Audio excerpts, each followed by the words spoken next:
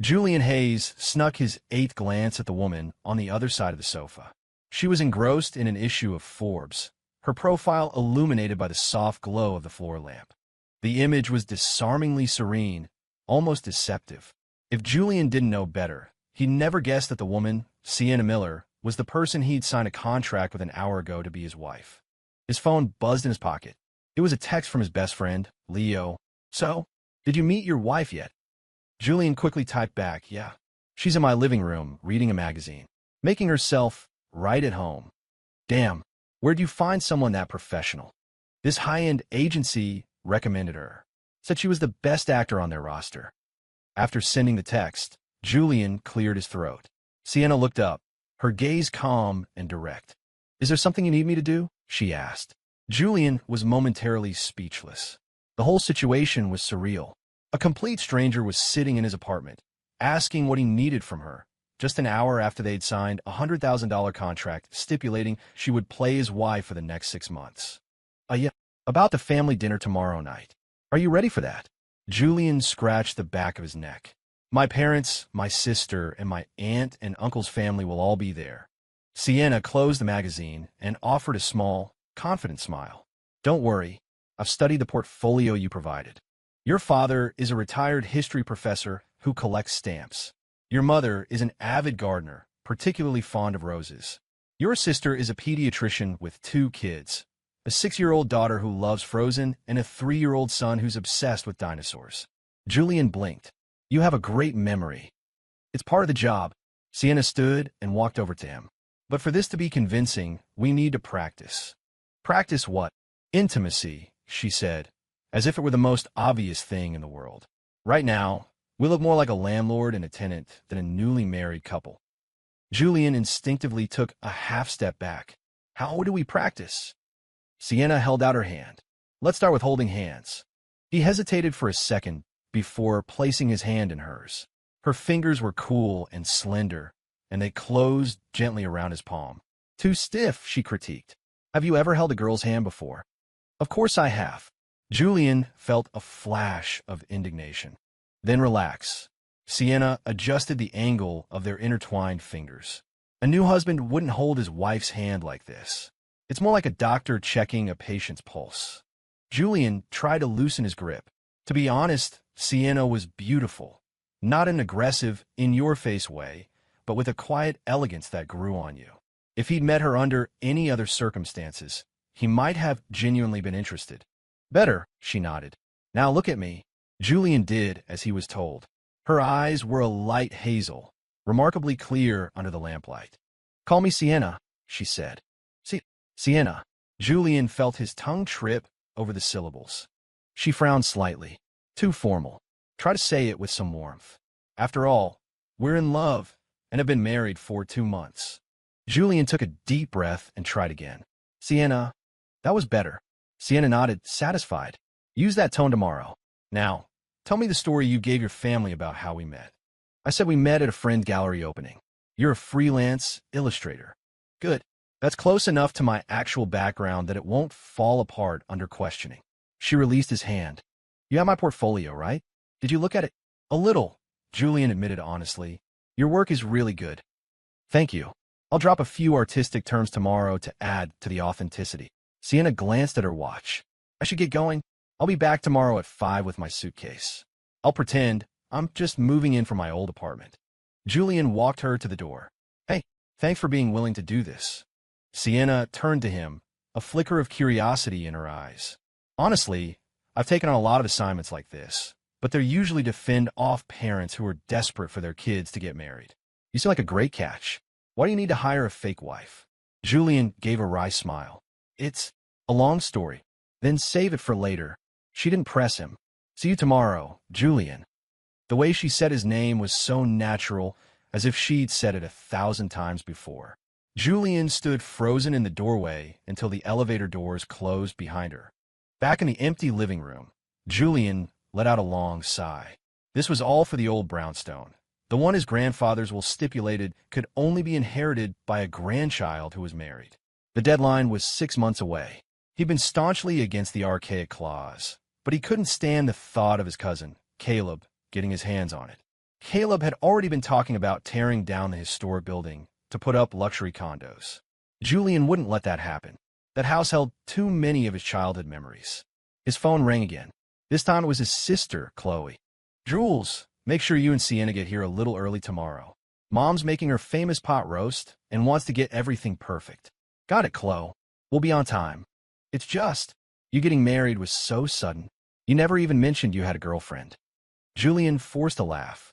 "Well, when you meet the right person, you just know." "All right, well, prepare for a full interrogation tomorrow," Chloe said, laughing as she hung up. Julian put his phone down and rubbed his temples. His performance had to be flawless. The next day, at 5 o'clock sharp, Sienna arrived at Julian's door, pulling a suitcase behind her. She'd changed into a casual outfit, her hair tied back loosely, making her look even more approachable than the day before. "Ready to go?" she asked, her tone as breezy as a real newlywed on her way to meet the in-laws. Julian nodded, taking her suitcase. "A little nervous." "That's normal. Just follow my lead." Sienna pulled a small box from her purse. "A gift for your mother. Handmade, rose-scented candles. And for your father, a set of limited edition stamps I had a contact track down." Julian stared at her, amazed. "You're incredibly thorough." "The devil is in the details," she said with a smile. "Now let's do one last run-through. Your birthday?" "March 18th. My favorite color?" "Blue." "Right. Sky blue. Don't forget." She quizzed him again. "What am I allergic to?" "Shellfish." "Correct. Looks like you did your homework." Sienna nodded, satisfied. "Let's go." On the way to his parents' house, Julian couldn't help but ask, "How long have you been doing this?" "A little over 2 years." "How do you even get into this line of work?" Sienna looked out the window at the passing city streets. "It was a fluke. I helped out a friend, discovered I had a knack for it, and just kept going." "Doesn't it feel weird? Pretending to be someone's wife or girlfriend?" "It did at first. Now I'm used to it." She turned back to him. "Everyone has their own way of getting by. This is mine." Julian wanted to ask more, but they had already pulled up to his parents' building.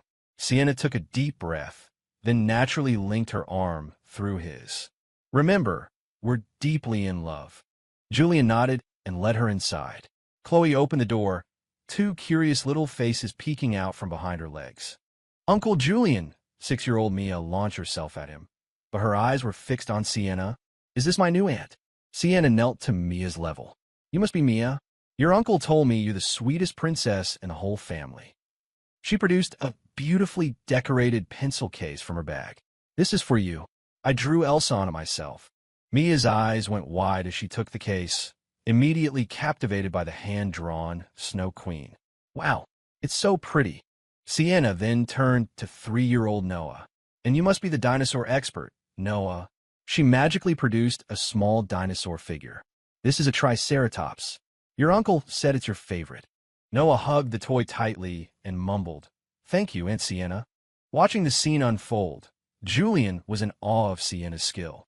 In less than a minute, she had completely won over the 2 toughest critics in the family. Chloe grinned and patted her brother on the shoulder. "Wow, you picked a good one." In the living room, Julian's parents were waiting. He could feel his mother's scrutinizing gaze sweeping over Sienna. "It's so nice to meet you both." "I'm Sienna," she said warmly, handing them the gifts. "I heard you love roses, Mrs. Hayes, so I made these candles for you. And Mr. Hayes, this is a set of the 1980 commemorative space exploration stamps. I hope you like them." His mother's expression softened slightly as she accepted the gift. "Oh, you shouldn't have. Just having you here is enough." His father, however, was already eagerly opening the stamp album, his eyes lighting up. "Well, look at this. These are hard to come by these days." Sienna smiled. "A friend of mine runs an antique shop and happened to have a set. I asked him to hold it for me." Dinner was a masterclass in performance. Sienna passed Julian dishes at just the right moments, shared knowing glances with him across the table, and answered questions with a perfect blend of warmth and privacy. "So, Sienna, you're an illustrator?" his mother asked. "Yes, primarily for children's books and magazines." "Is the income steady with that kind of work?" Julian couldn't help but jump in. "Mom, is this an interrogation?" "It's okay," Sienna said, placing a gentle hand on his arm. She smiled at his mother. "Freelance work can be unpredictable, but I've built up a base of regular clients over the years, so it's fairly stable." Besides, Julian's game development studio is doing very well, so we're not under any financial pressure. His mother nodded. So, when are you two planning on having children? Julian nearly choked on his soup. But Sienna, without missing a beat, smiled. We wanted to enjoy some time, just the two of us, since we're so newly married. But we've talked about it. Maybe next year. Julian looked at her, marveling. The woman could lie without even blinking. After dinner, Sienna insisted on helping with the dishes and struck up a conversation with Chloe about parenting tips, seeming to find an instant rapport. Watching her move so easily among his family, laughing and talking, Julian was struck by a strange feeling, as if she truly belonged there. On the drive back to his apartment, Julian let out a huge sigh of relief. Thank you so much for today. I think my parents loved you. Of course they did, Sienna said with a confident smile. Judging by their reactions, I'd say we passed the first test. You're incredible at this, Julian said, genuinely impressed. I was almost starting to believe it myself. Sienna's smile faded slightly. Remember, Julian, it's just an act. He paused. Of course. The car fell into a brief, awkward silence. I have to be at the studio tomorrow, so you can just make yourself at home, Julian said. The guest room is all set up for you. Everything is brand new. Sienna nodded. I have a meeting with an editor tomorrow about a new project. I might be back late. Back. Julian repeated the word. It sounded strange. Back to your apartment, she corrected. For convenience, I'll be staying there for the duration of the contract. It's in the agreement. Julian remembered the clause. For the next 6 months, he would be living with a complete stranger. As he pulled into the garage, he couldn't stop himself from asking, doing all these assignments. Don't you ever get lonely? Sienna's hand paused on her seatbelt buckle. Why do you ask? It just seems. You're always playing the part of someone's partner, but none of it is real. She turned to him, her expression unreadable in the dim light. Mr. Hayes, our contract doesn't include therapy services. Julian held up his hands in surrender. Sorry, cross a line. They rode the elevator up in a slightly tense silence. At his apartment door, Sienna spoke suddenly. I know this is just a transaction. You don't need to worry about how I feel. Julian wanted to say something, but he just nodded.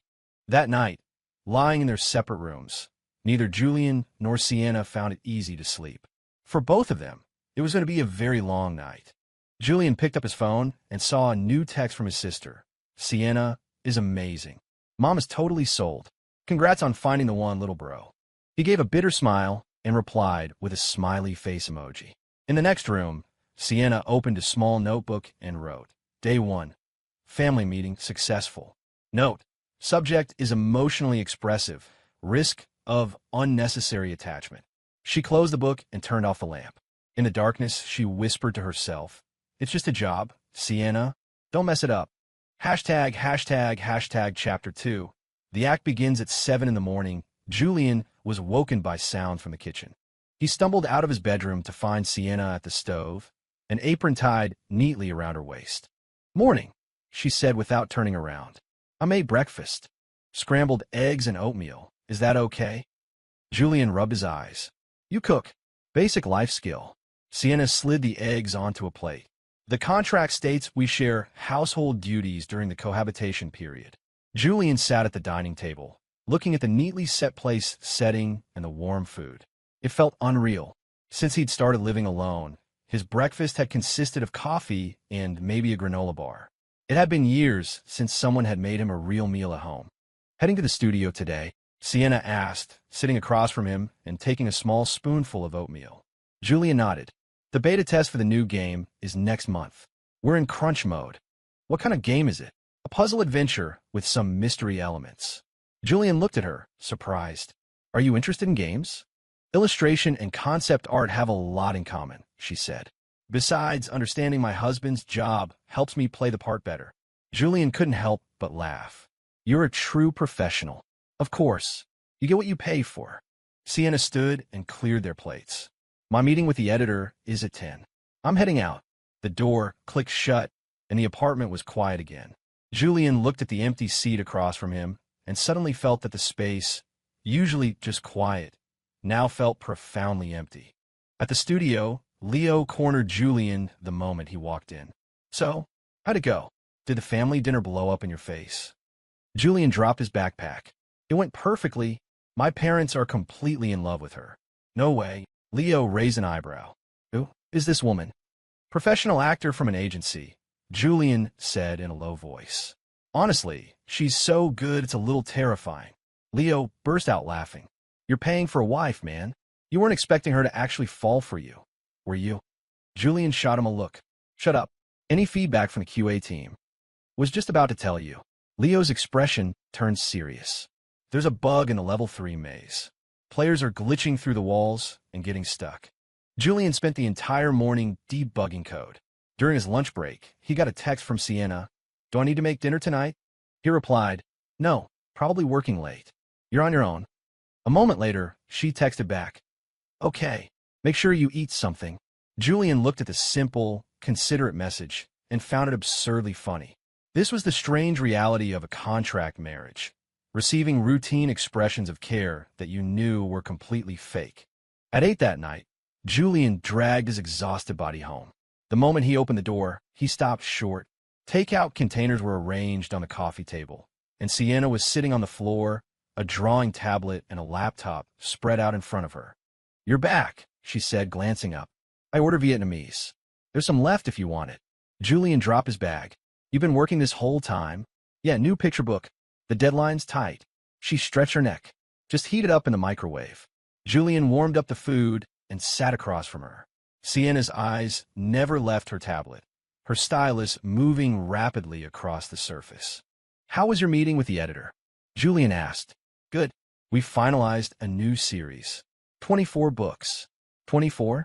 How long is that going to take? About 2 years. She finally stopped drawing and looked up at him. It's a long-term project, a steady source of income. Julian nodded and kept eating. After a moment, he couldn't resist asking, is the pay? I mean, for this line of work, playing someone's partner. Is it good? Sienna raised an eyebrow. Thinking of a career change? Just curious. It varies. She saved her file and closed her laptop.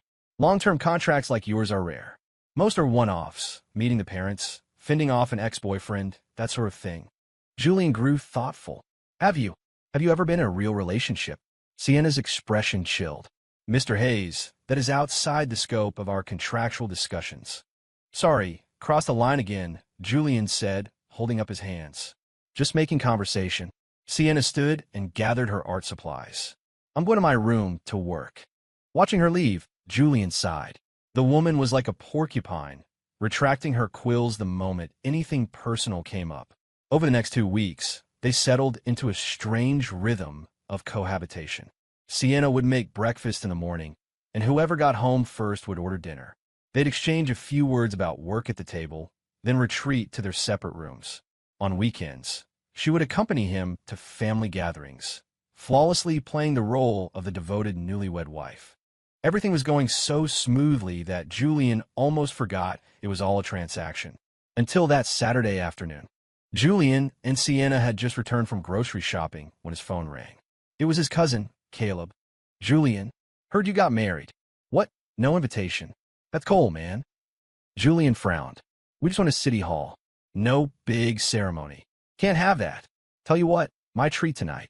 Bring the little lady. Let's all grab a drink. How about the Cobalt Room near your place? Say 7 o'clock. Before Julian could refuse, Caleb hung up. What's wrong? Sienna asked. My cousin, Caleb. The one I told you about. Julian ran a frustrated hand through his hair. He wants to treat us to drinks tonight. Sienna nodded knowingly. He's coming to test the waters. You don't have to go. I can make an excuse. Why would I do that? Sienna smiled. This is the perfect opportunity to meet him. See what he's really up to. At 7, they arrived at the Cobalt Room. Caleb was already in a booth, a woman with flawless makeup sitting beside him. Julian, over here. Caleb waved enthusiastically, his eyes immediately landing on Sienna. So this is the new Mrs. Hayes. A real power couple. Julian made the introductions. Caleb, this is my wife, Sienna. Sienna, my cousin, Caleb, and his friend. Vanessa, my girlfriend, Caleb cut in, draping an arm around her shoulders. Sienna smiled politely. It's lovely to meet you both. After they ordered drinks, Caleb launched into a series of seemingly casual but pointed questions. So, an illustrator? That's impressive. How did you two meet again? At a friend's gallery opening, Julian answered. How romantic. Which friend? Maybe I know them. Sienna gently placed her hand on Julian's and took over. It was a private exhibition for the artist Sean M.O. It wasn't really open to the public. Are you interested in contemporary art, Caleb? Thrown off balance, Caleb let out a dry laugh. A little. So, Sienna, where's your family from? You don't sound like you grew up around here. My parents and I lived abroad for most of my childhood. I only moved back a few years ago, she replied smoothly. Didn't Julian mention that? Julian played along, wrapping an arm around her shoulder. I like to keep our private life private. Vanessa chimed in with a smile. I love your dress, Sienna. Who is it by? Sienna glanced down at her dress. Oh, it's not a major label. It's from a small independent designer. If you like it, I can send you her contact info. Julian watched, amazed, as Sienna navigated every question with ease. She not only dodged every trap, but occasionally turned the question back on Caleb, leaving him flustered. After a few rounds of drinks, Caleb seemed a bit drunk, his words becoming more direct. Seriously, Julian, you getting married so suddenly? Didn't your parents find it a little strange? It's not because of, you know. He paused meaningfully. Grandpa's brownstone, is it? Julian's face darkened. What are you trying to say? What could I be saying? Caleb held up his hands. It's just a coincidence, right? The wool gets read, and boom, you're a married man. Suddenly, Sienna let out a small laugh. Everyone turned to look at her. Sorry, she said, taking a sip of her mocktail.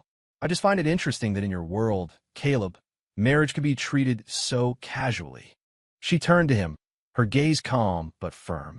Julian and I may not have known each other for long, but love isn't measured in time. How long have you and Vanessa been together? Vanessa hesitated. 3 months. So, in your opinion, Caleb, is a 3-month relationship automatically not real? Sienna asked with a gentle smile. Caleb was speechless. He raised his glass to hide his embarrassment. That's not what I meant. My bad. I'll drink to that. Leaving the bar, Julian let out a long breath. That was a close call back there. Thank you. Sienna shook her head. Your cousin is tougher than I expected. He's not going to give up easily. I know. Julian frowned. He just texted me. Said we have to come to the family barbecue next weekend. Then we'll go, Sienna said without hesitation. The more we avoid him, the more suspicious he'll get. Julian looked at her and asked suddenly, why did you take this job? You could have had easier options. Sienna was quiet for a moment, the night wind catching her hair. Your offer was unique. 6 months, a stable place to live, and consistent income. It meant I wouldn't have to take other jobs and could focus on finishing my book series. Julian nodded. The answer was practical, logical. Very Sienna. Back at the apartment, Sienna headed straight for the guest room, but Julian stopped her. Sienna.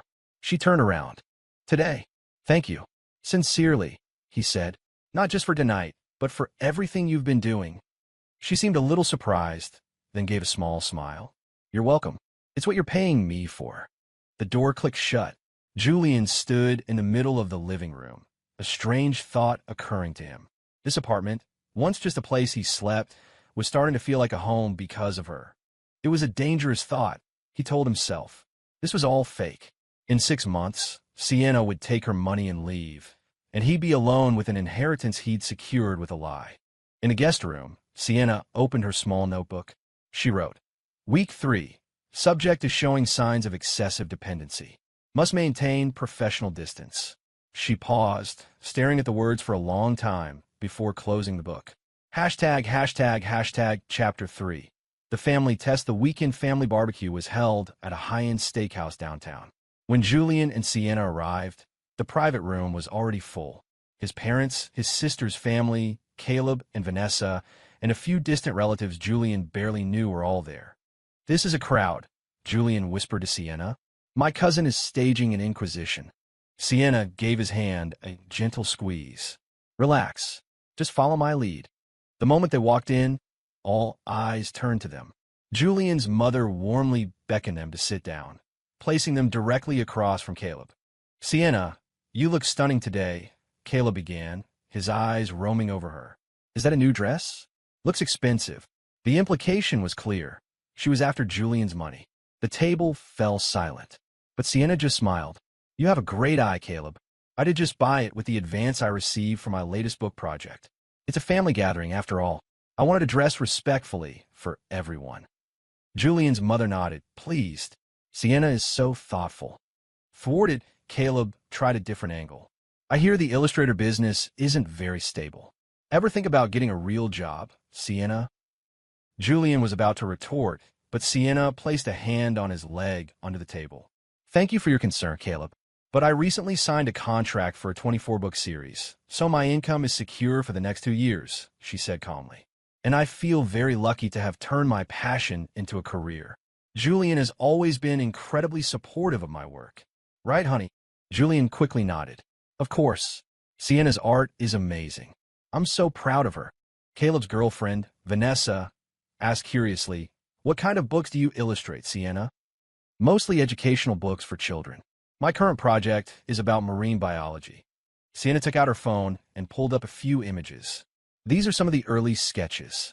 The kids were immediately drawn to the vibrant drawings, and even the adults leaned in for a closer look. These are beautiful, Chloe exclaimed. Sienna, Mia's preschool is looking for someone to teach an art class. Would you be interested? Sienna looked surprised. I'm not sure I'm very good at teaching. Just try it.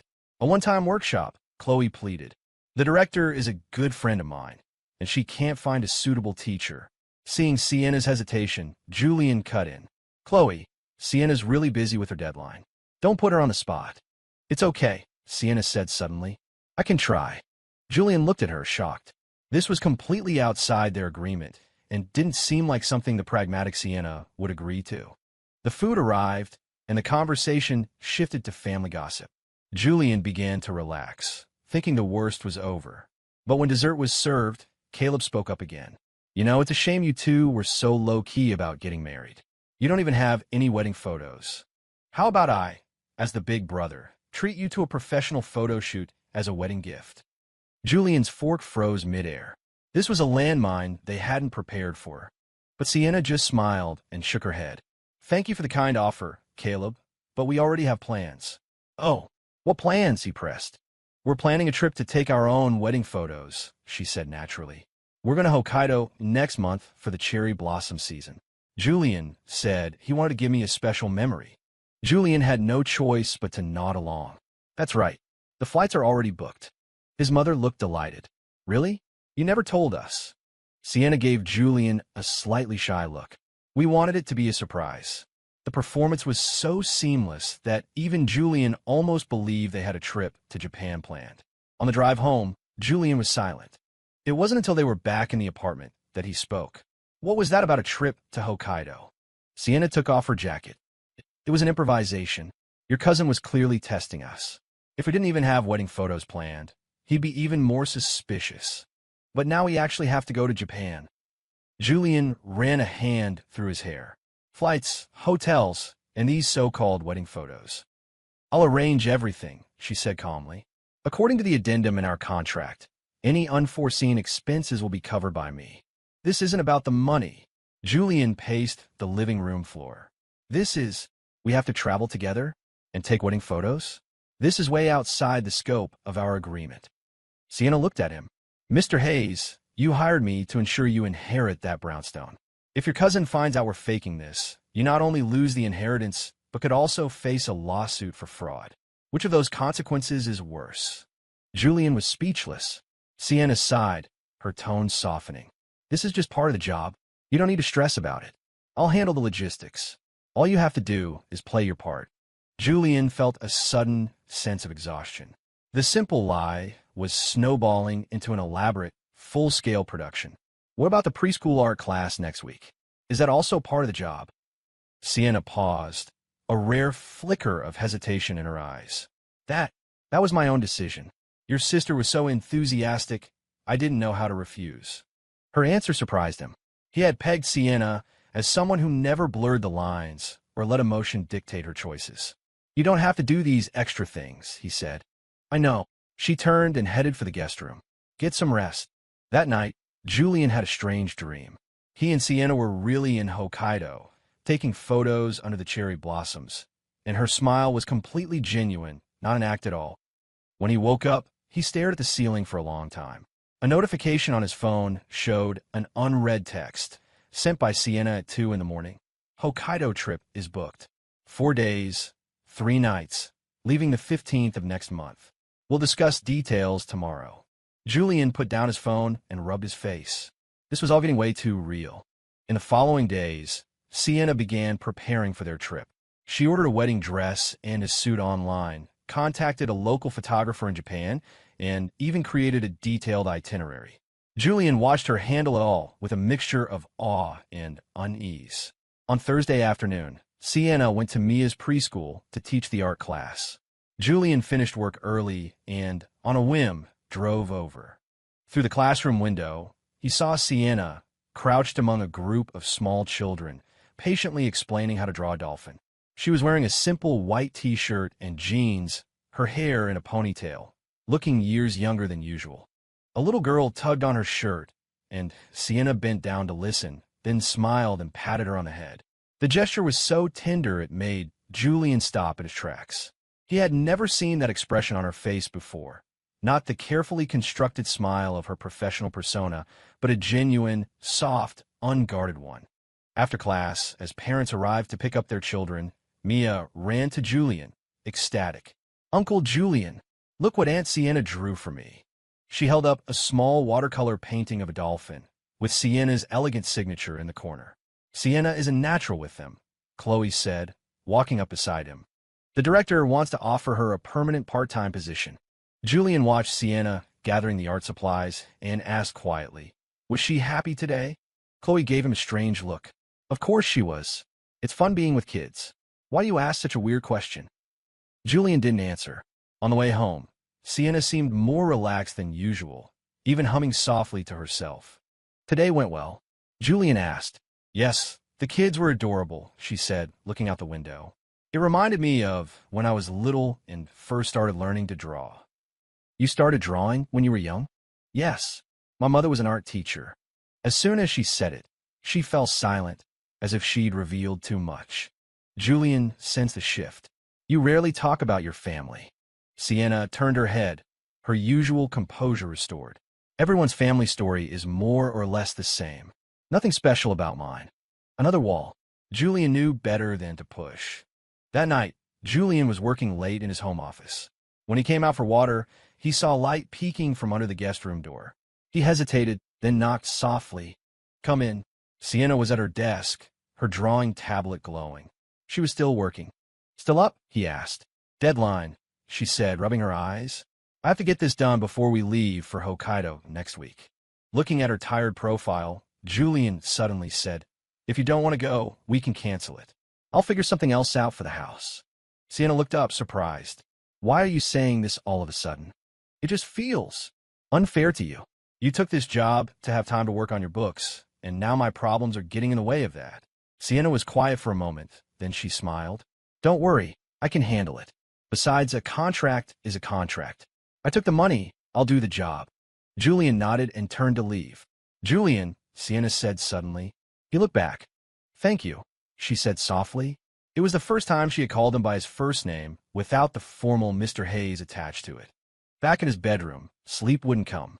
He opened his phone and checked the cherry blossom forecast for Hokkaido. They were blooming early this year. Their trip would coincide perfectly with the peak season. He put his phone down, telling himself it was all just an act. But deep down, a small voice was asking, "Are you sure about that?"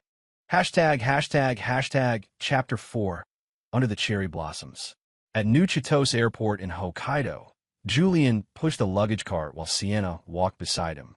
It felt entirely too much like a real honeymoon, he thought, especially when an airport employee smiled and wished them a happy wedding, sending a jolt of guilt through him. "We're getting good at this," Sienna whispered, as if reading his mind. "It's a good sign.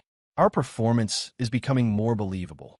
The traditional Japanese inn they had booked was in Noborabetsu, a beautiful building with a serene rock garden outside their room.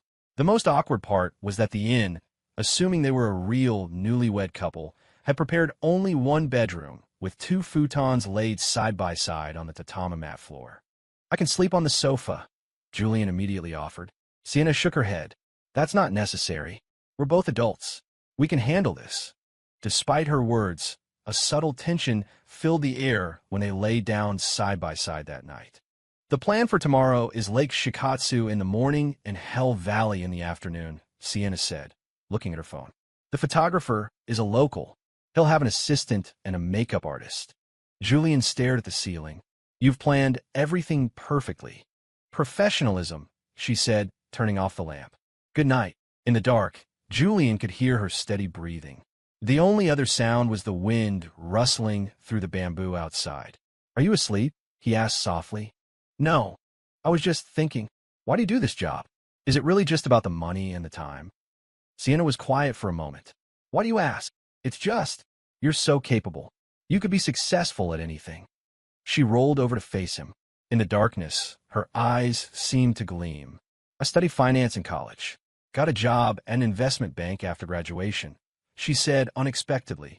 It was the first time she had ever volunteered information about her past. High salary, prestigious, exactly what everyone considers successful. Julian was surprised. What happened? My father got sick. Stage 4 cancer. Her voice was eerily calm, as if she were telling someone else's story. I took time off to care for him, but my company hinted that frequent absences would hurt my career. During his last days, I was constantly torn between being at the hospital with him and being at work. Julian remained silent, letting her continue. After he passed away, I quit. I started taking odd jobs and stumbled into this industry. She let out a soft breath. This work gives me time to draw, and it taught me something important. Life is too short to waste on things you don't love. So that's why you're so fiercely protective of your art. Yes, drawing was something my father taught me. After he was gone, it became my way of staying connected to him. Julian finally understood the paradox of Sienna. She was both rational and sentimental, pragmatic and idealistic, all shaped by the harsh realities of her life. Thank you for telling me that, he said. Sienna gave a small, wry laugh. That's strange. I've never told a client any of this. Maybe because we're friends now. She didn't answer. After a long pause, she said softly, Get some sleep. We have a long day tomorrow. The next morning, Julian woke to the early light. He turned his head and saw Sienna still asleep, her hair fanned out on the pillow, her face peaceful. In that moment, she was completely unguarded, nothing like the composed professional he was used to. He got up quietly, trying not to wake her, but accidentally kicked the leg of the low table, making a dull thud. Sienna jolted awake, her eyes wide with alarm. Seeing it was just Julian, she relaxed. What time is it? Just past 6. You can sleep a little longer. She shook her head. Once I'm awake, I can't fall back asleep. Breakfast was a traditional Japanese meal provided by the inn, exquisite but small. Julian was still hungry afterward, and Sienna, noticing his expression, couldn't help but smile. We can grab something on the way. They stopped at a convenience store and bought rice balls. As they drove, Sienna nibbled on hers, looking out at the passing scenery. You're actually very observant, Julian said suddenly. She turned to him. What makes you say that? You remembered I don't eat shellfish. You know I eat a big breakfast. And you remembered what my niece and nephew like, he listed. You notice all those little details. Sienna smiled faintly. That's also part of being a professional. The cherry blossoms at Lake Shikatsu were in full bloom, clouds of pink and white set against the brilliant blue of the water. The photographer, a young Japanese man with a small ponytail, spoke fluent English and expertly guided them through various poses. Groom a little closer, hand on the bride's waist. Yes, just like that. Julian's hand rested lightly on Sienna's waist. He could feel the warmth of her body through the fabric of her dress. She looked up at him and smiled, a smile so natural it made him feel dizzy for a second. Perfect. Wonderful. Now, bride, lean against the groom's chest. Sienna leaned into him as instructed. Her hair brushed against his chin, carrying the faint scent of gardenias. Julian instinctively tightened his arm around her, a move that earned praise from the photographer. Yes, so natural. Hold that. During a break, Sienna went for a makeup touch-up. Julian stood by the lake, watching cherry blossom petals drift onto the water surface. You love your wife very much, the photographer said to him in English. Julian was taken aback. Why do you say that? The way you look at her is full of love, the photographer said with a smile. I have photographed many newlyweds. I can tell. Julian opened his mouth to explain, but closed it again. He looked over at Sienna, who was tilting her head for the makeup artist. The sunlight cast a golden halo around her. In the afternoon, while they were shooting at Hell Valley, the sky turned overcast and a light drizzle began to fall. The photographer was delighted, saying the blossoms looked even more beautiful in the rain. Sienna, in her thin wedding dress, started to shiver. Without a second thought, Julian took off his suit jacket and draped it over her shoulders. Thank you, she said, looking up at him, tiny raindrops clinging to her eyelashes. The final set of photos was taken under a massive cherry tree. The photographer asked them to stand face to face, their foreheads touching. The pose was incredibly intimate. Julian could feel Sienna's soft breath on his face. In the gray light, her hazel eyes seemed to hold the reflection of the entire lake. Sienna. He whispered her name without thinking. She murmured in response. He suddenly had nothing to say. In that single, silent moment, he realized with absolute clarity that his feelings for Sienna had grown far beyond the boundaries of their contract. The ride back to the inn was quiet. Dinner was an elaborate multi-course meal, each dish a work of art, but Julian barely tasted it. Tomorrow is a free day. Is there anywhere you'd like to go? Sienna asked. You decide, he said. You know this area better. She nodded. Let's go to Autru then. I've heard the glasswork there is beautiful.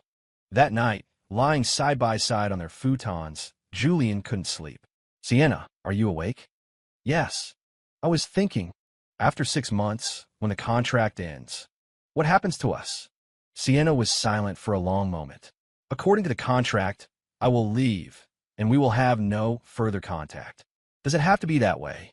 She rolled over to face him in the dark. Julian, you know our relationship is built on a contract.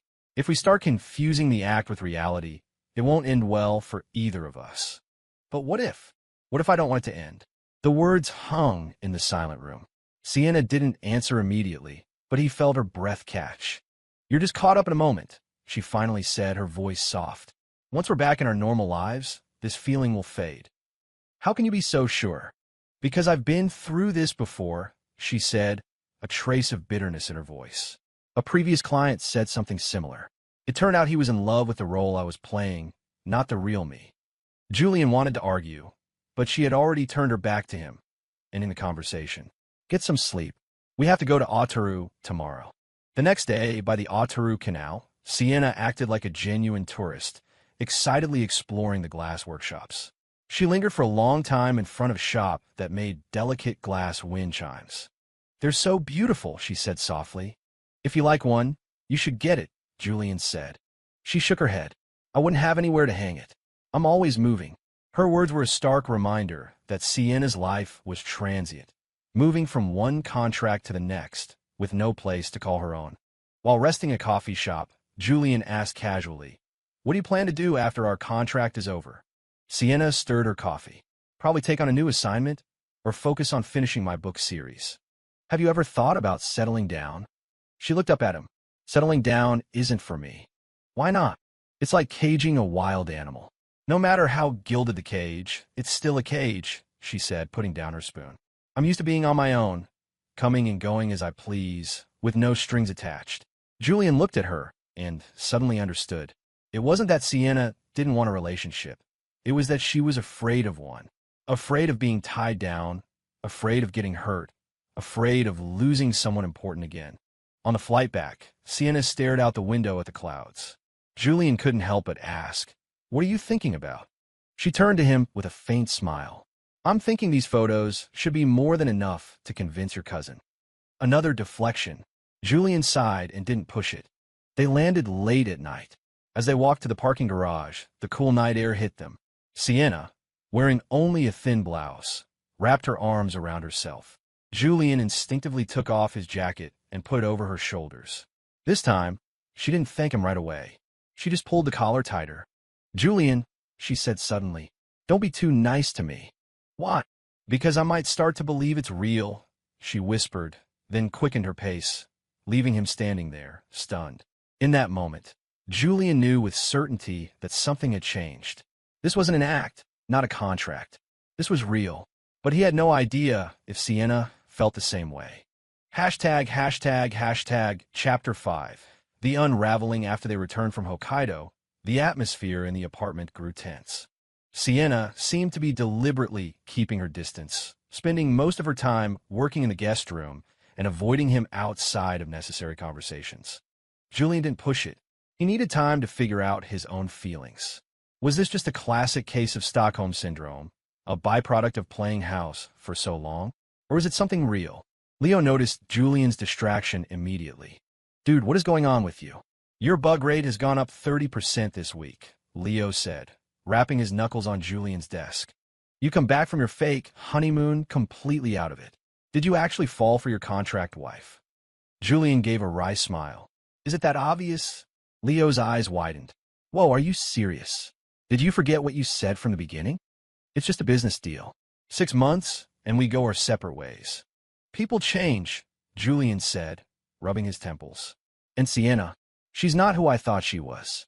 "How so?" Julian thought for a moment. "On the surface, she's all logic and professionalism. But underneath, she's incredibly thoughtful. She remembers everyone's preferences. She agreed to teach that art class just so she wouldn't disappoint my sister. She even makes sure I have breakfast when she's been up all night on a deadline." Stop. Leo held up a hand. "You have all the symptoms of a man in love. Let me remind you, she's a professional getting paid to do a job. Don't get your hopes up." "I know," Julian sighed.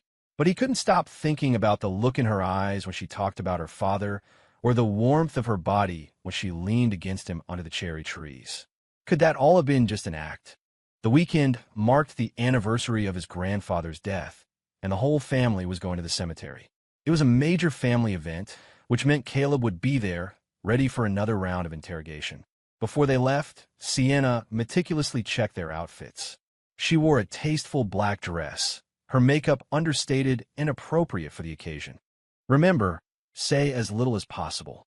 Just observe," she instructed him. "Your cousin will definitely look for an opening to test us. Follow my lead."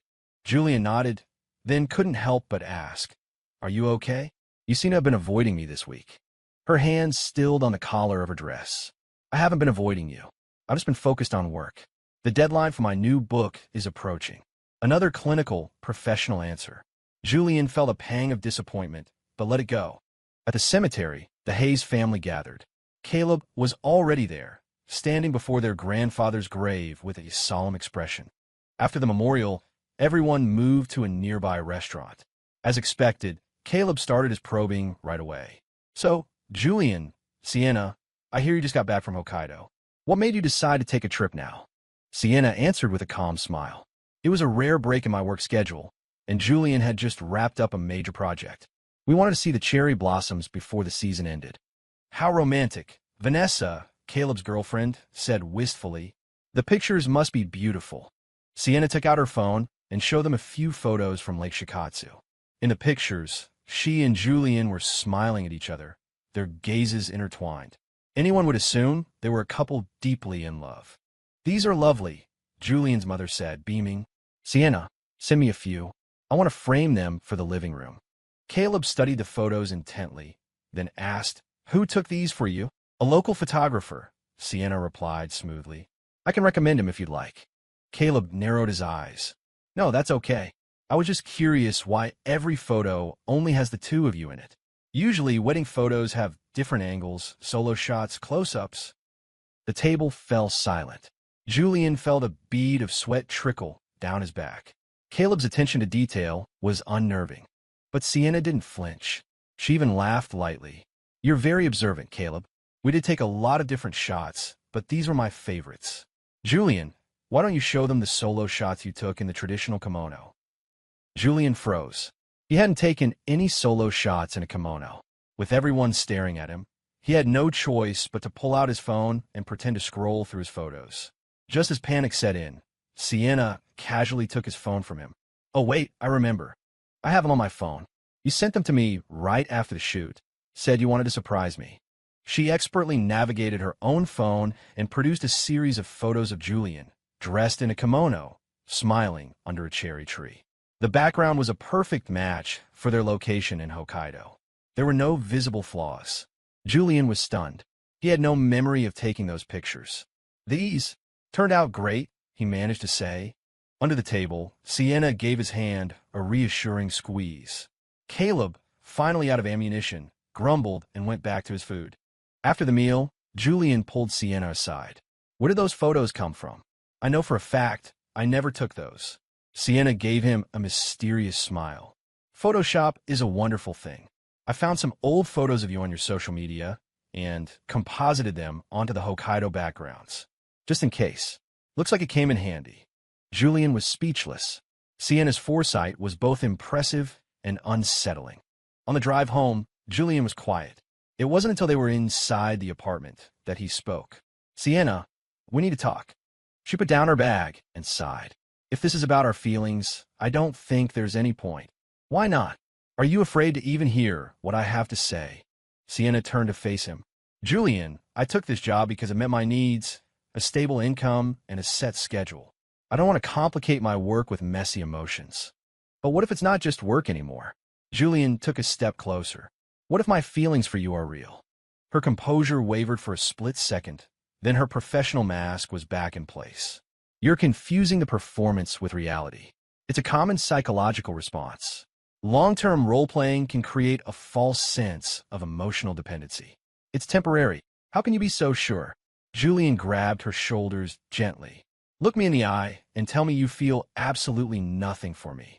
She met his gaze, her hazel eyes swirling with a complex mix of emotions. She opened her mouth to speak, but nothing came out. Just then, the doorbell rang. They both froze. Who could be this late? Julian walked to the door and looked through the peephole. His blood ran cold. What is it? Sienna asked. Julian turned around slowly, his face pale. It's Caleb, and he's not alone. Who's with him? Ms. Wallace, the director from the agency. Sienna's face paled too. Ms. Wallace was the only other person who knew the truth about their contract. The doorbell rang again, followed by Caleb's voice. Julian, open up. I know you're in there. Julian and Sienna exchanged a look of pure dread. The worst-case scenario had just arrived at their door. Hashtag, hashtag, hashtag, Chapter 6. The departure. Julian took a deep breath and opened the door. Caleb stood there, a triumphant smirk on his face. Beside him, Ms. Wallace, the agency director, stared at the floor, refusing to meet their eyes. Sorry to drop by so late, Sienna, Caleb said, his use of her name dripping with sarcasm. Aren't you going to invite us in? Julian blocked the doorway. Whatever you have to say, you can say it here. Fine by me. Caleb pulled a file from his jacket pocket. I'll get straight to the point. Ms. Wallace here has told me everything. You and this mess. Miller, he said, emphasizing her name, signed a contract marriage agreement for 6 months, with the explicit purpose of defrauding our family to secure Grandpa's inheritance. Julian's hands clenched into fists. You're out of your mind. Still want to deny it? Caleb waved the file. I have a copy of the contract right here, and the wire transfer records, showing you paid the agency $100,000, with $75,000 of that going directly to Ms. Miller as her fee. Sienna stepped forward, her voice calm. Ms. Wallace, is this true? The woman finally looked up, her eyes filled with tears. I'm so sorry, Sienna. Mr. Hayes. He threatened to report our agency for operating in a legal gray area. I had no choice. Caleb's smirk widened. So, here are your options. 1. I take this evidence to the family lawyers. You'll not only lose the brownstone, but you'll also face criminal fraud charges. Or 2. You voluntarily renounce your claim to the inheritance, and I'll consider letting this go. Julian was shaking with rage. You're a bastard. All's fair in love and real estate, dear cousin, Caleb said with a grin. You have 3 days to decide. Don't take any longer. After they left, Julian slammed the door and punched the wall. Calm down, Sienna said softly. How can I calm down? It's over. We've lost the house, and now I'm going to be sued. Julian buried his head in his hands. I should have known Caleb would stoop this low. Sienna was silent for a moment, then said, Not necessarily. Julian looked up. What do you mean? Ms. Wallace only provided the contract and the wire transfers. That's not enough to prove we faked our marriage, she reasoned, her mind already working. Our marriage license is legal. The fact that we live together is a fact. As long as we don't admit anything, it's his word against ours. Julian stared at her. You mean, we keep up the act? It's the only option we have right now, she nodded. Caleb thinks he has us cornered, so he'll let his guard down. We can use that time to find evidence that he blackmailed Ms. Wallace. Turn the tables on him. But that's so risky. If we fail, if you give up now, you've already failed, she said, looking him straight in the eye. Are you willing to let him win? Julian looked at Sienna and realized that in a true crisis, she was infinitely calmer and stronger than he was. Why are you still helping me? You could take the money you've already earned and walk away from this mess. Sienna turned away, her voice quiet. Because I don't like to lose, especially not to someone like Caleb. The answer was classic Sienna, but Julian suspected there was more to it than that. Over the next 2 days, they launched a counteroffensive. Sienna contacted a friend who worked as a private investigator to look into Caleb's business dealings. Meanwhile, Julian played the part of the defeated cousin, calling Caleb to beg for mercy while secretly recording the call. Caleb, we're family. Do you really have to do this? Julian pleaded, his voice weak. Caleb took the bait. A little late for begging, isn't it? I'm telling you, that brownstone is mine. The land alone is worth a fortune. He named a staggering figure. You were planning to develop it all along. Of course. Grandpa was an old fool, sitting on prime real estate like that. It's a waste, Caleb scoffed. Don't worry. When the condos are finished, I'll save a studio apartment for you. After the call, Julian saved the recording and looked at Sienna. I got it. She nodded. I have something too. Your cousin's company is in financial trouble. He's desperate to get his hands on that land to secure a new line of credit. So that's why he's so desperate. One more thing, Sienna said with a mysterious smile. His girlfriend, Vanessa, doesn't seem to be fully on board with his methods.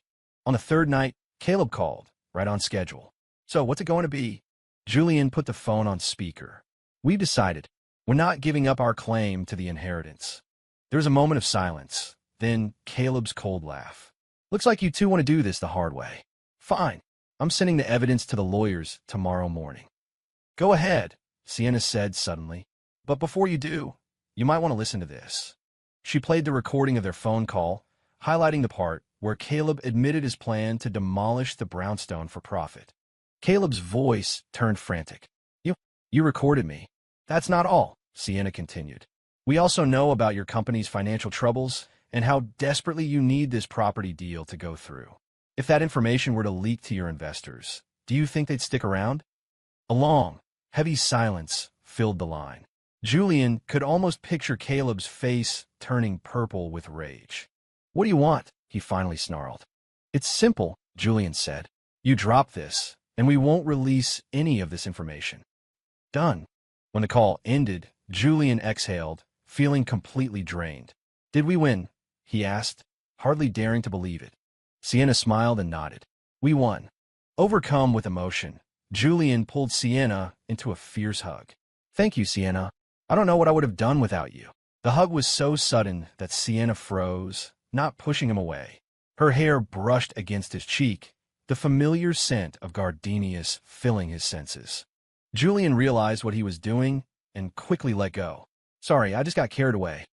It's okay, Sienna said, looking down, her voice barely a whisper. It's worth celebrating. The mood in the room shifted. Julian noticed the tips of her ears were pink, and his own heart began to race. Sienna. Just then, her phone rang. She answered it with a visible sense of relief. Hello. Yes. Okay, I'll check my email right now. She hung up, her professional mask firmly back in place. My editor sent over some revisions for the new book. I need to take care of them. Watching her retreat to the guest room, Julian sighed. Every time he tried to get close, she found a way to escape. But this time, he wasn't going to give up.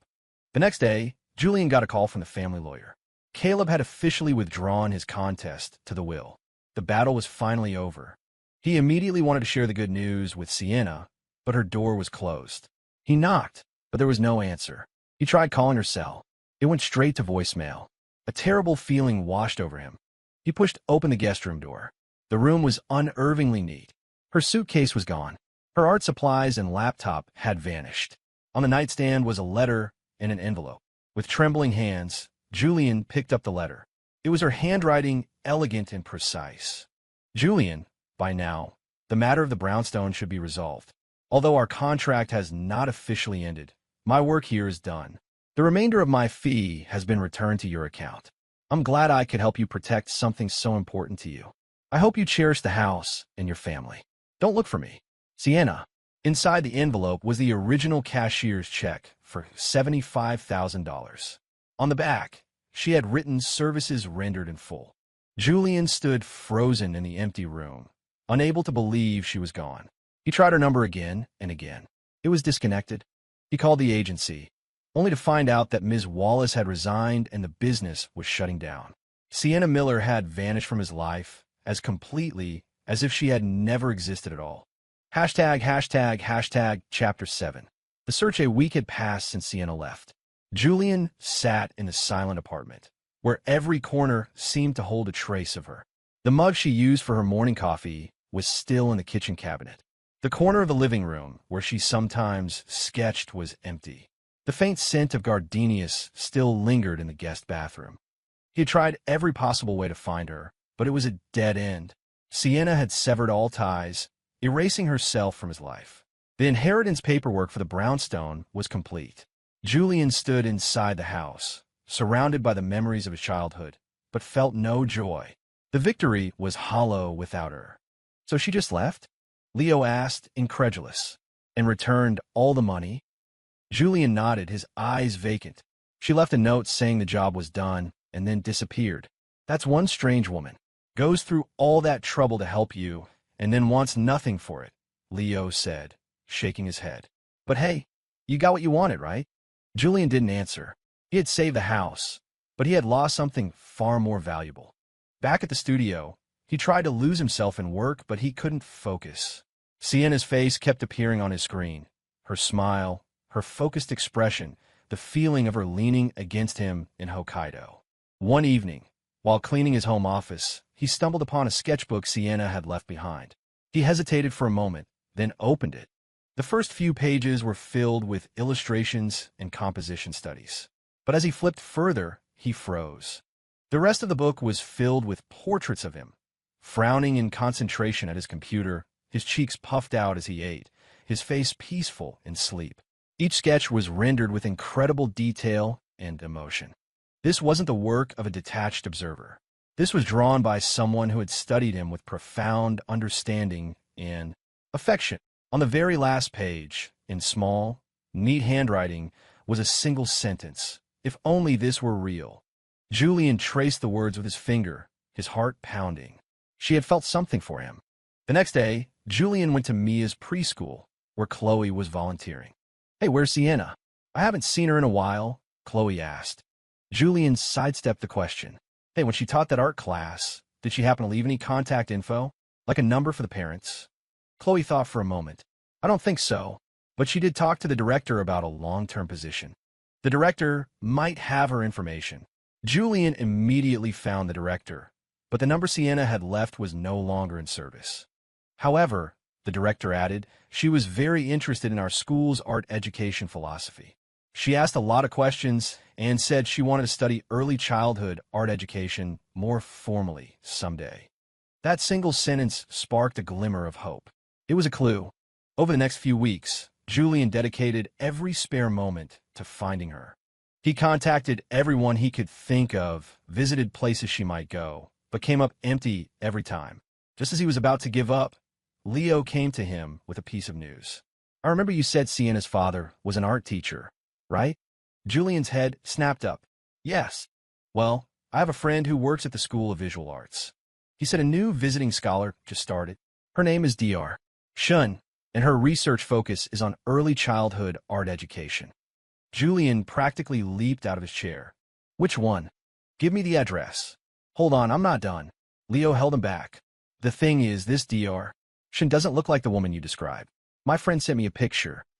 Look, the photo showed a woman in her 40s with glasses and an academic air. It clearly wasn't Sienna. Julian sank back into his chair, deflated.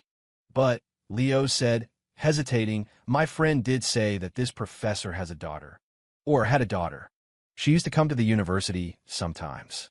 She was an artist too. Hope surged back through Julian. Can you ask him what her daughter's name was? Leo made the call. When he hung up, he looked at Julian with pity. The professor's daughter was named Sienna Shun, but she passed away 3 years ago. The news hit Julian like a physical blow. That's impossible. Sienna is...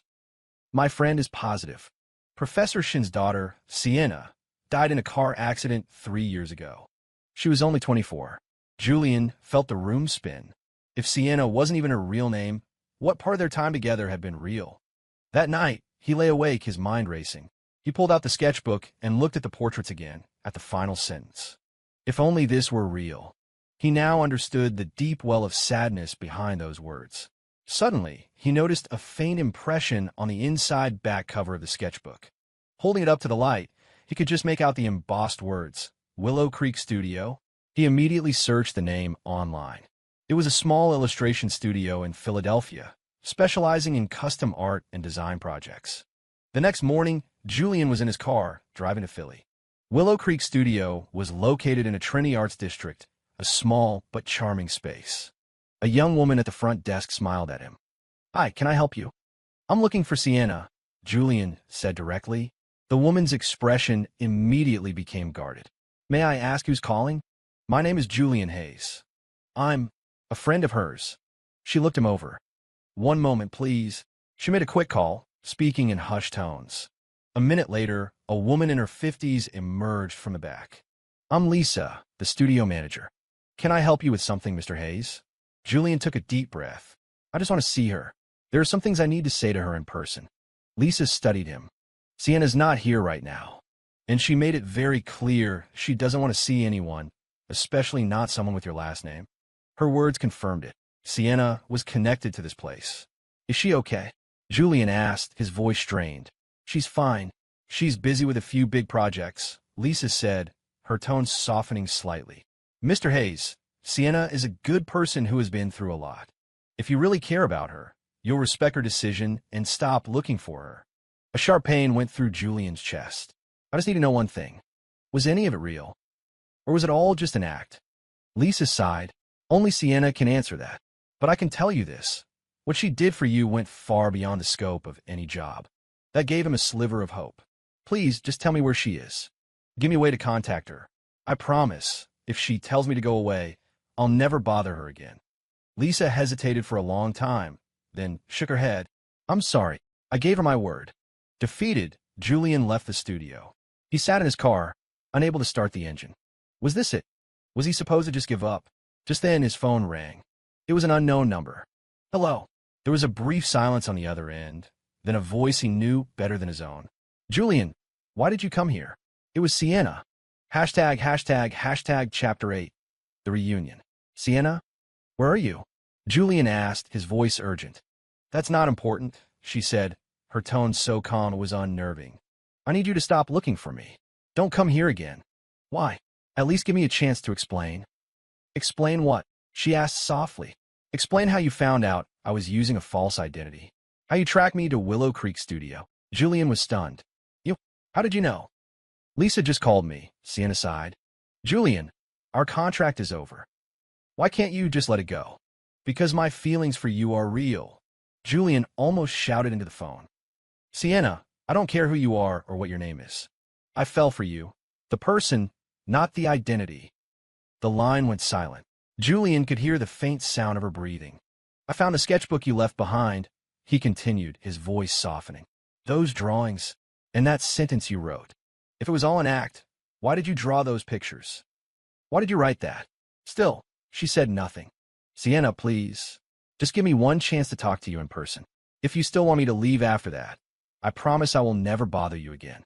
After a long, tense silence, she finally spoke. Tomorrow afternoon, 3 o'clock, the coffee shop near the studio, the Daily Grind. Okay, I'll be there. He hung up, his body slumping with relief. He had one more chance. The next day, Julian arrived at the coffee shop half an hour early. He chose a table by the window and waited, his nerves shot. At 3 o'clock sharp, Sienna walked in. She looked thinner, and she had cut her hair short, giving her a sharper, more serious look. She was wearing a simple white shirt and jeans. "Hello, Julian," she said, sitting across from him and ordering a black coffee. "Hi," he said, his mind racing with a million things to say. Sienna stirred her coffee, breaking the silence first. "What do you want to know?" "Everything," he said. "Your real story. Why you used a fake name. Why you do what you do. Everything." She looked up, her gaze complicated. "And what good will knowing all that do for you?" "Because I care about you, Sienna, no matter what your real name is." She let out a small, bitter laugh. "My real name is Anna. Anna Miller. Sienna was my best friend." She paused, taking a sip of coffee. "My father was an art teacher who passed away when I was in high school. My mother remarried, and I was mostly on my own after that. I studied finance, worked at an investment bank. All of that was true. Then why? Why the fake identity?" She looked down at her cup. 3 years ago, my best friend, the real Sienna, Professor Shin's daughter, died in a car accident. We grew up together, learned to draw together. We even looked a little alike. After she died, her mother was devastated, her health failed. When I went to visit her, she was so lost in her grief that she mistook me for her daughter." Julian stared at her, horrified. In that moment, I didn't know how to correct her. Anna's voice trembled. "So I just went with it. I started visiting her, pretending to be her daughter, just to give her some comfort. I started using her name in certain situations to keep the story straight. So Willow Creek Studio. Professor Shun started it. After she retired, I took over managing it," Anna confirmed. "That's my real job. The acting was just a side hustle." The pieces were finally clicking into place. "So why did you take my contract? You already had a stable income." Anna was quiet for a moment. "Because I needed to escape." "Escape from what?" Professor Shun was getting worse. She started to believe I really was her daughter. I was so conflicted. I wanted to be there for her, but I was terrified of losing myself completely in that lie. Her grip on her coffee cup tightened. "Your offer came at the perfect time. 6 months, a new city, a new identity. It was a chance to step away and figure things out." Julian looked at the pain in her eyes, and his heart ached for her. "Have you figured it out?" She shook her head. "Not yet, but I know I can't keep running." "Anna." Julian reached across the table and gently covered her hand with his. "Let me help you face it. Let me be there with you." She looked up at him, her eyes shining with unshed tears. "Why? Why are you being so good to me? It was all just a business transaction." "It started that way, but it didn't end that way," Julian said firmly. "I love you, Anna. Not the contract wife, not the persona. I love the real you." A tear finally escaped and rolled down her cheek. "But I don't even know who the real me is anymore. I'm Anna, but I'm also Sienna. How can you love someone so broken?" "You are you," Julian said, his grip tightening on her hand. "And I love all of it." She broke down then, her shoulders shaking with quiet sobs.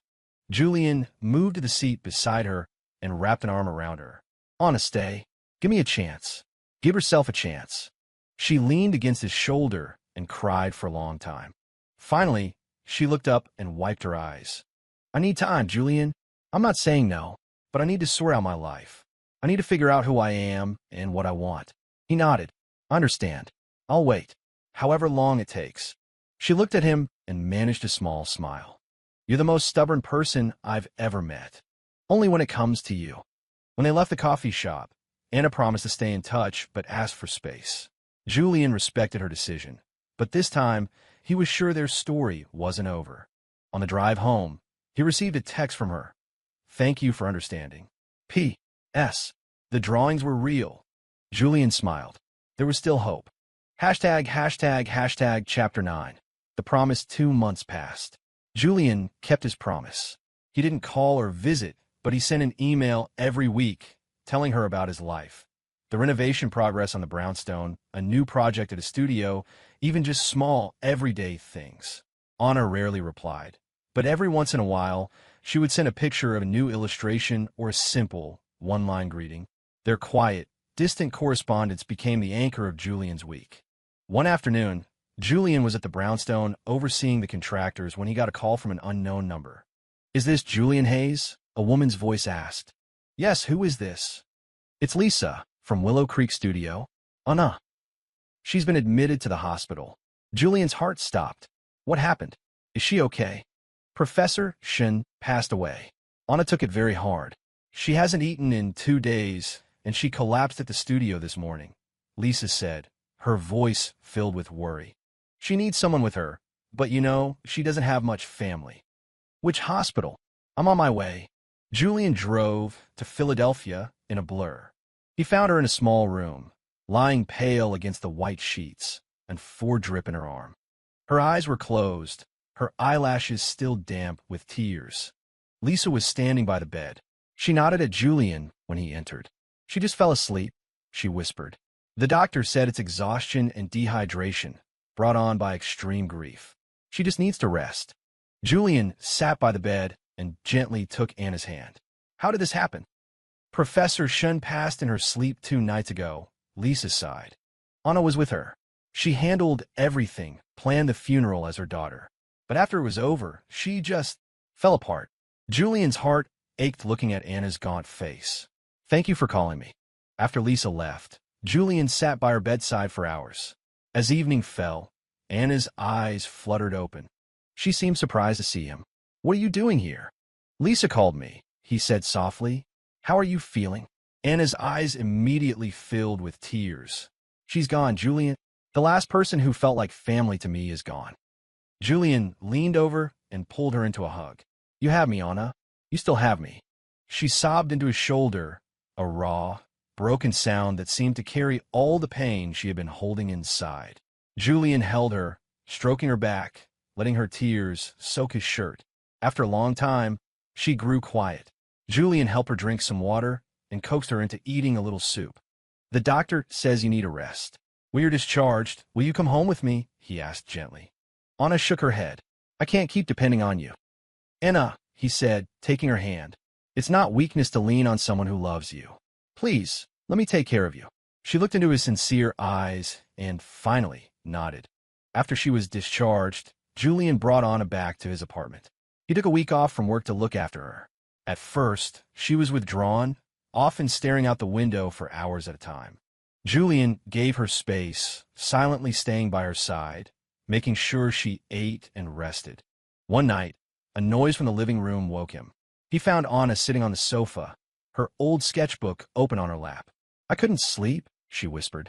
He sat down next to her. Want to talk? She was quiet for a moment. Professor Shin told me something before she passed. What was it? She told me she knew.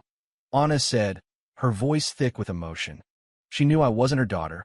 She said she knew from the very first day, but she never said anything because having me there brought her peace. She thanked me for all these years and told me it was time for me to let go of the burden and live my own life. Julian wrapped an arm around her shoulders. She loved you, even knowing you weren't her biological daughter. She said that names and identities don't matter. What matters is the connection between 2 hearts. Anna leaned her head on his shoulder. You were right, Julian. I am who I am, no matter what name I use. You finally see it, Julian said with a soft smile. Anna looked up at him. I've been thinking a lot these past 2 months. Every time I got one of your emails, I wanted to write back, but I didn't know what to say. I was so afraid of depending on you, so afraid of losing someone important again. And now I know that when you're afraid of losing someone, it means you've already found something worth holding on to, she said softly. Julian, I love you too. No act, no contract. It's real. He had waited so long to hear those words. He cupped her face in his hands and gently kissed her. The kiss was tender and deep, filled with love and promises. Marry me, Anna, he whispered against her forehead. For real this time. She smiled through her tears. Is that a proposal? Yes. I'll do a proper one later, with a ring and flowers, but I mean it with all my heart. She nodded. Okay. Yes. They held each other tightly in the quiet living room. 2 people who had found their way back to each other. This time, there was no contract, no performance, only the truth. Hashtag chapter 10. The wedding 1 year later, in the garden of the Brooklyn brownstone. Julian stood under a newly planted cherry tree, nervously adjusting his bow tie. Leo stood beside him, grinning. Getting nervous? It's your second wedding. You should be a pro by now. This one's different, Julian shot back. This one's real. Today was his and Anna's real wedding. No contracts, no acting, just two people in love, choosing to spend their lives together. In the past year, Anna had blossomed. She continued to run Willow Creek Studio, her children's books gaining critical acclaim. And with Julian's encouragement, she had gotten her teaching certificate and now taught a weekly art class for underprivileged kids at a local community center.